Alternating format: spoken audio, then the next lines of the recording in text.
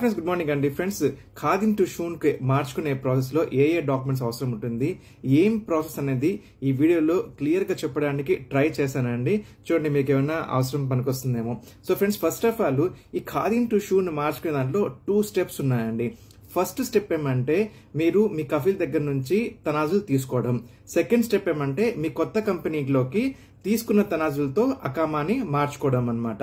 So ఈ 2 steps లో కూడా మీకు కావాల్సిన డాక్యుమెంట్స్ ఏమంటే మీ సివిల్ ఐడి, మీ పాస్పోర్ట్ కాపీ, మీ కఫీల్ పాత కఫీల్ యొక్క సివిల్ ఐడి, కొత్త కఫీల్ యొక్క సివిల్ ఐడి, అదేవిధంగా ఆ కొత్త కంపెనీ యొక్క ఇత్మత్ ఓకే అని చెప్పేసి ఒక కంపెనీ పేపర్ ఉంటుందండి. అదేవిధంగా కొత్త కంపెనీలో మీ వర్క్ కాంట్రాక్ట్ అండి, అంటే పలానా వర్క్ చేస్తున్నాడు అని చెప్పేసి ఒక కాంట్రాక్ట్ వస్తుందన్నమాట కొత్త పనిలో జాయిన్ అయినప్పుడు, ఆ డాక్యుమెంట్ అనమాట. సో ఈ డాక్యుమెంట్స్ ఫస్ట్ స్టెప్ లో ఎక్కడ వాడాలి, సెకండ్ స్టెప్ లో ఎక్కడ వాడాలని చెప్పేసి చెప్తాను. సో ఇప్పుడు మనము ఫస్ట్ స్టెప్ ఏమంటే అండి మీ సివిల్ ఐడి, మీ పాస్పోర్ట్ కాపీ, మీ కఫీల్ యొక్క అంటే ప్రెసెంట్ పాత కఫీల్ యొక్క సివిల్ ఐడి తీసుకొని ఎక్కడైతే ఈ టైపింగ్ చేస్తారు కదండి అక్కడ టైపింగ్ సెంటర్కి వెళ్ళి ఇలా నేను తనాలు తీసుకొని అకామా చేంజ్ చేసుకొని చెప్తే వాళ్ళు ఏమంటే తనాదులకు సంబంధించిన డాక్యుమెంట్ ఒక ప్రిపేర్ చేస్తారండి. ఆ ప్రిపేర్ చేసిన డాక్యుమెంట్ ను తీసుకొని మీ పాత కఫీల్ ఉంటారు కదా ఆయన దగ్గర ఆ పేపర్ లో మీ సిగ్నేచరు ఆయన సిగ్నేచర్ తీసుకోవాలా. సో ఒక డాక్యుమెంట్ అయిందా. ఆ తర్వాత ఏమంటే ఆయన్ని మీ పాత కఫీల్ ఉంటారు కదా ఆయన యొక్క ఒరిజినల్ సివిల్ ఐడి తీసుకోవాలి. ఇంకోటి ఏమంటే ఆయన డైరెక్ట్ గా కానీ జవజాత్కి వస్తారంటే చాలా బెస్ట్ అండి. ఒక లేదు ఆయన రాడు అనుకుంటే అట్లీస్ట్ మీరు ఆయన యొక్క ఒరిజినల్ సివిల్ ఐడిని తీసుకోవాలి. ఇంకోటి ఏమంటే ఆ కోయిట్ యొక్క ఆన్లైన్ ఉంటుందండి, ఆన్లైన్ పోర్టల్ ఏమంటే ఆయన లాగిన్ అయ్యి మీకు తనాజులు ఇవ్వాలన్నమాట. ఆయన ఆన్లైన్ తనాలు ఇచ్చేసినా అంటే పర్వాలేదు, ఆయన రాకపోయినా కానీ ఆయన ఒరిజినల్ సివిల్ ఐడి ఆయన ఆన్లైన్ లో తనాజులు ఇవ్వడము, పైగా ఈ తనాజుల్ డాక్యుమెంట్ లో సైన్ చేస్తే చేస్తే చాలన్నమాట. ఈ డాక్యుమెంట్స్ మీరు తీసుకొని జవజాత్కి వెళ్ళారనుకోండి, ఆ జవజాత్ లో కంప్లీట్ సిస్టమ్ లో వచ్చేస్తుందండి. ఒకటి ఆయన ఒరిజినల్ సివిల్ ఐడి ఉంది, ఆయన ఆల్రెడీ ఆన్లైన్ లో ట్రాన్స్ఫర్ మీకు పర్మిషన్ ఇచ్చేసాడు, పైగా మీరు టైప్ చేసుకున్న డాక్యుమెంట్ లో ఆయన సైన్ కూడా చేశారనమాట.